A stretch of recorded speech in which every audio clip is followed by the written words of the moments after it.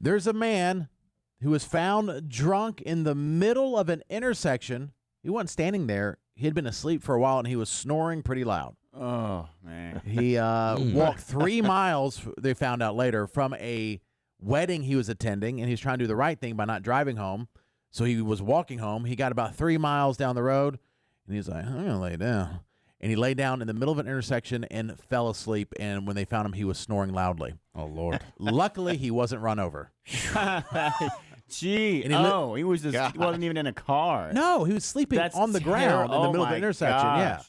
Yeah. He walked. Yeah. Wow. So it made us think two things, really. Where's the most embarrassing place you fell asleep when you were drunk? Or what's the most embarrassing thing you've ever done when you were drunk? And it's judgment-free, 800-682-1075. And by the way, this happened in Iowa, which probably helped the fact that it probably wasn't as busy intersections as anywhere else. Let's go to Michelle. Michelle, what's the most embarrassing thing you've done while drunk? I was at a barn party, and I got really drunk, and I started puking, so my friends was walking me to the car. And on my way there, a horse, I guess because I was smelling like alcohol, decided he wanted to attack me and started biting me on my shoulder. And my friend, punched him in the face and, tried to get him off of me. So they continued to walk me to the car and then just left me in the car, passed out, and continued with the party. And I don't know how I made it home. Wow. This horse is biting. You said a what party? A what party? Barn party. You know, stuff that Matt did growing up. Yeah. And from his small town. Mm-hmm. All right. And did you have any marks the next day from the horse bites? On my shoulder, yes, sir. Wow. Good Lord. And like your friends, just get in the car. Yeah, stole her in there. Go to They sleep. just put me in the car and left me and continued with their night. You don't want to ruin their night. There's probably their one night out for the week. That's real friends. All right, Michelle. So, 800-682-1075. Most embarrassing place you fell asleep while intoxicated and or embarrassing thing you did while you were drunk. Now, Squid, I know you've never been intoxicated. No, never in my life. I wish I could relate to this in some aspect. But no, my 21st birthday, similar situation like the guy. My phone died. My friends left me. I decided to walk home, and then I woke up to a cop waking me up. There's this little there was this little bench on the sidewalk, and I was just sitting up against the bench, and the cop woke me up. And first he thought I was on drugs or something. I'm like, no, sir, it's my birthday. I'm just drunk as hell. No, sir, it's my birthday. Yeah. And then I showed him my ID. He was like, oh, okay. He believed me, so that was my 21st. And then he was like, he gave me a ride home, and then I got home, and then once all my roommates woke up, I'm like, y'all are, a-holes. Like, hey, why'd y'all leave me? Yeah. But, that's probably the most weirdest place I've passed out. But dumbest thing I've ever done, oh my gosh, I have to. You can come back to you on that one. Come back to me. Yeah, come back to me. Jason Goodman.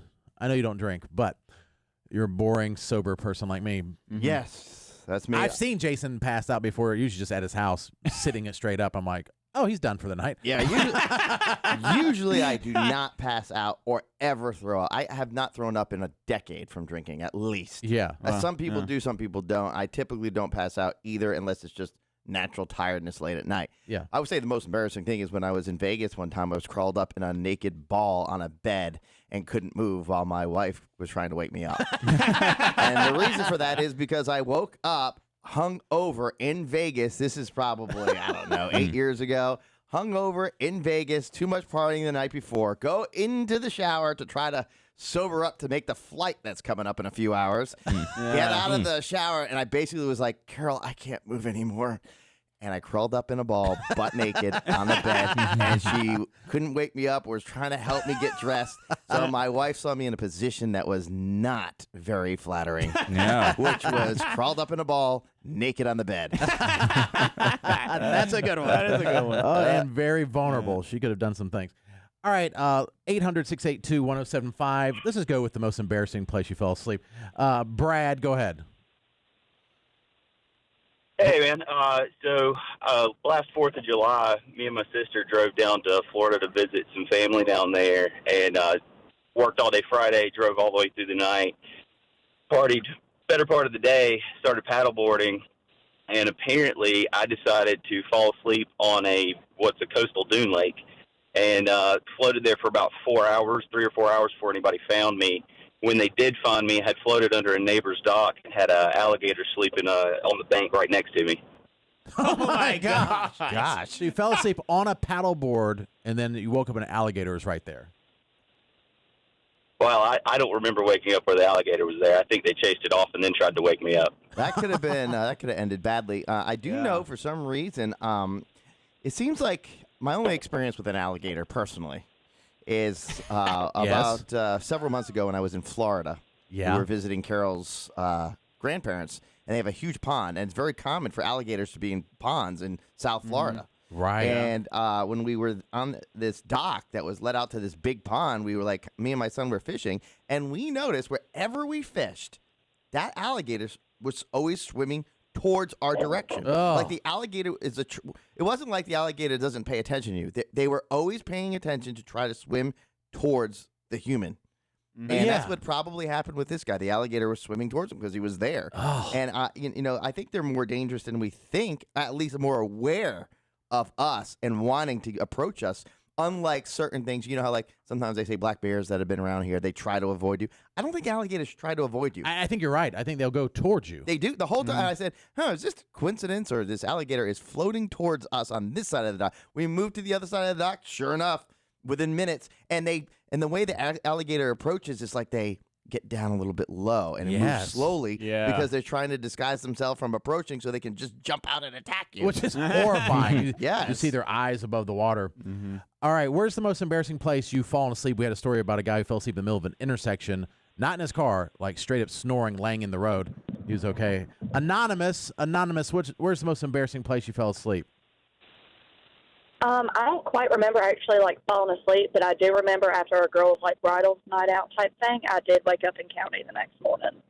In county? Oh, you mean jail? Boy, that's the most redneck way to say you woke up in jail. Yeah, woke up in I woke up in county. That's when you've been there more than once. They could come, yeah, pretty much. What did you do? What did you do to go to jail when you found out? Allegedly, there was this grown man messing with one of my girls, and he just kept on, and I had a lot of Jaeger at that point, and I just wasn't having it. And apparently, like, I hit this grown man in the face, and I didn't get an assault, but I did get a drunk and disorderly. It's funny because I do know now the law, from what I understand, in North Carolina is there's no, at least in North Carolina and other states too, there's no law of being public intoxication. Okay. They don't arrest you for that unless you're causing a disturbance, which leads to the drunk and disorderly. And I think different states are different with that. And I think the philosophy behind that is that if you are intoxicated, they would rather have you be able to walk home or do something different unless you're causing a disturbance. Do you see what I'm saying? Yeah, that makes sense. Yeah, exactly. In some states, you can just be drunk or intoxicated and get in trouble. Public intoxication. Yeah, that's lame. And again, we've talked. It's come up a couple times. It's like you can do something in one state, and then if you're standing on the border of two states, you can do one thing in one state, fine. You have one leg in the other state. Oh, you're going to jail. Yep. But yeah, I guess waking up in jail is never a good thing, and you don't know how you got there. That's even that would be- scarier. Yeah, a lot of times you wake up, you don't remember the what happened the night before, but waking up in county, as she says, that would be terrifying. That is so country. Let's go to Hannah, I believe married to Matt. Yep. So this is your wife? It is. Morning. Hey, where's the most embarrassing place you woke up drunk? Well, it wasn't a time that I woke up drunk, but I have a lot of embarrassing drunk stories. You can ask Matt. But one of the worst ones, I had gone out to a winery one Friday afternoon with some of my girlfriends, and we decided that we were going to go and have dinner, and we invited our husbands to come along. And we went downtown, and I don't know why, but something upset me, and I started crying. And I went outside, and I was just crying hysterically, but it was a two-way window. And so I couldn't see in, but the people in the restaurant could see me. Just standing there crying. She probably was looking at yourself in the mirror in the window like, where's my makeup? Is this right? And like somebody's trying to eat. You're like, so they got a dinner and a show. Oh, yeah. Nice. They did, and one of my girlfriends said, I wonder if she knows they can see her, but I had no idea. And Matt, bless him, he had to take me home at like 7 p.m. So and it was a super fun ride home, according to him. So yeah, on the way home, she kept. I have a real issue, Jason. I know you do too. If somebody's like like about to gag and throw up, or it sounds like that. gosh. It makes you sick. Yes. She was like, she had like a loogie or something that she couldn't get out, and it was just disgusting the whole way home. And so we got home, and I finally looked at her. I'm like, just roll the window down and spit. It was gross. And she cried the whole way home. That is hilarious. That's great. Yeah. All right, Hannah, we'll have you back on for other episodes of what you do when you're drunk. Apparently, you have a lot of good stories. I got plenty. All right. As someone who's sober, I'm not used to being around drunk people. And so when I am, sometimes it's a surprise to me. But I remember going on a date recently to Kevin Hart, and I was excited about getting the tickets and going on the date. It was somebody I had just pretty much just met, went on a date to Kevin Hart, which that's a pretty big date, right? Mhm. Yeah. And she's a huge Kevin Hart fan. That's all a she ta- great date night. Yes. Mhm. And there were floor seats, like actually good seats and stuff. And it wasn't even station seats. Like I actually paid for them. Wow. And It's I a was like- miracle. I know. I was like, why? Wow. And so we're watching, and she's like, I can't wait for Kevin Hart. Can't wait for him. Kevin Hart. The openers were killing it. Everyone's laughing. Kevin Hart comes on stage, and I'm dying laughing, and I don't hear anything from her. I'm like, does she not think Kevin Hart's funny? Mm-hmm. Yeah. And then he tells another joke, and everyone. I mean, it's like a joke where everyone's dying laughing, not a peep. Now it's here, No. Oh, man. and I'm like, there's no way she's asleep. She slept through. She watched the 3 openers and she slept through the entire Kevin Hart stand up. Man. There's multiple things here. First of all, she loves Kevin Hart, and she just missed it by falling asleep through her best, celebrity that she wanted to see. Yes. that's rough. bizarre. And it's That's because rough. she apparently, when she drinks a few drinks, she gets sleepy. Uh-huh. I mean, I'm not saying Did you have to wake her up? I was like, I can't. I like nudged her, and then she was like, huh? And I was like, there's no way she's sleeping. But there's a lot going on. Right. Yeah. And at Yeah. that Kevin Hart show, there was a heckler, so there's a lot of things going on. And then right back to it, and I was like, did you see any of it? She's like, she was embarrassed because I paid for the tickets. She was like, the openers were good. Wow. She was like, I'm so That's sorry. great. She didn't hear one Kevin Hart joke. Dang. He's on stage Yeah. for an hour. Was she hot? Of course. Then Took that her gives out. you an excuse to take it to Kevin Hart again.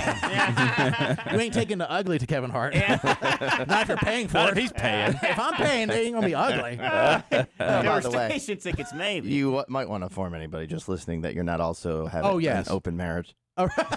Yes, I'm divorced. So I'm Again. single. Thank you, Jason. You're Divorced again. Yeah. And so I at least say I'm single. I don't say I'm divorced, but Again. I'm single. And again. And it's been like 18 months since like living alone and being a single person. Again. Again. Yes. Yes. Yeah. Again. Thank you, Jay. So, I mean, because Katie got a text like, "Oh, I saw Jared at the pool, and he was with someone that wasn't his wife." It's like, in case like he's not married. They're like, "Oh." Yeah. We see how the rumors start. You're like, "Geez." Yeah. Yeah. Okay. Well, it is confusing if you think about it over the years. But Sure. Oh, trust me, it's nothing hotter than saying, "Well, my first wife" to Yeah. somebody. They're like, "Oh, okay." So there's red flags there. Or my second wife. Yeah. Hey, Squid, you watching Sports Center? Yeah, sorry. Sorry to interrupt you.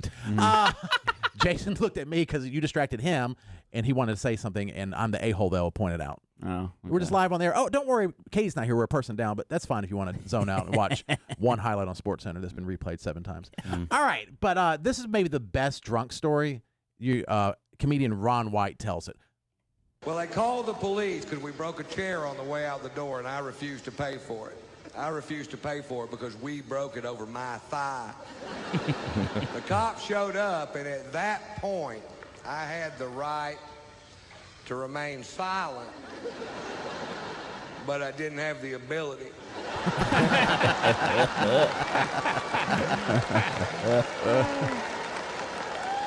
The cop says, "Mr. White, you are being charged with drunk in public." I was like, hi. I was drunk in a bar. They threw me into public. I don't want to be drunk in public. I want to be drunk in a bar, which is perfectly legal. Arrest them.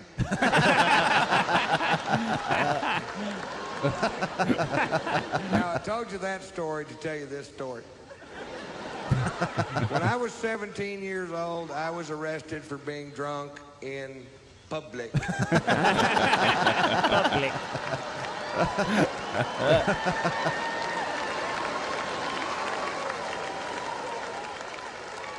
And one DWI, which was a bogus charge because it turns out they were stopping every vehicle traveling down that particular sidewalk. And that's profiling. And profiling is wrong. It's wrong. On the drunken public charge in French, Texas, the arresting officer, who I had literally known all my life. You know what I mean? This guy lived 4 doors down from me in a town of less than 400 people. We've met. He takes me to jail. When we get there, he asks me if I have any aliases. And I was just being a smart ass and said, yeah, they call me Tater Salad. 17 years later in New York City, I'm handcuffed on a bench with blood coming out of my nose, and this cop goes, "Are you Ron Tater Salad?" You caught me. You caught the tater. Thanks a lot. You guys like it. He's so funny, Ron White. Let me ask you this: someone who doesn't drink, do you find lots of times that women seem like they can't handle their alcohol as much?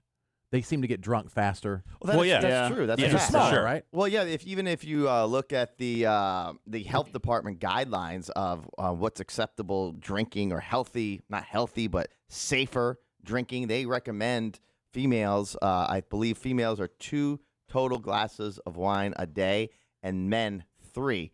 And a lot of the reason for that is typically, on the most part, I believe, is men also way more than women as a whole. That makes sense. But yeah, that's typical. The guidelines are actually less for women than men. Yeah, and Katie, she's not here today. She really tries to push those. She wants to be so equal to men that she drinks the same as a man. Yeah. But yeah, I've heard that. Girls get way drunker than dudes.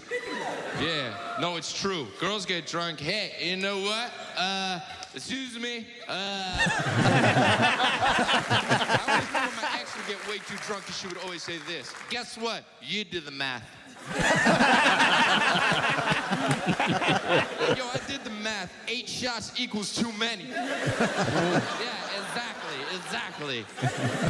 So, what's your point? What's your point? Exactly, yeah. Exactly. Girls get drunk, man, they act like it's an accomplishment. They'll have 1 too many drinks and just be like, we made it! We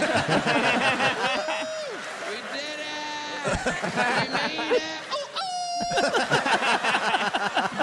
What did you make? You made a fool of yourself is what you made. It doesn't even matter. Nothing matters to a drunk girl at all. Nothing. You'd be like, yo, there's a crocodile right next to you. Excuse me, I have a question for you. Is it your crocodile? No, exactly. They'll just add to it. You're afraid that it's going to take your job? Is that what it is? You're scared a crocodile is going to take your job? It doesn't even have pants on. You can't. How many people have no pants with a job? You can't. You're like, do you even need me for this conversation?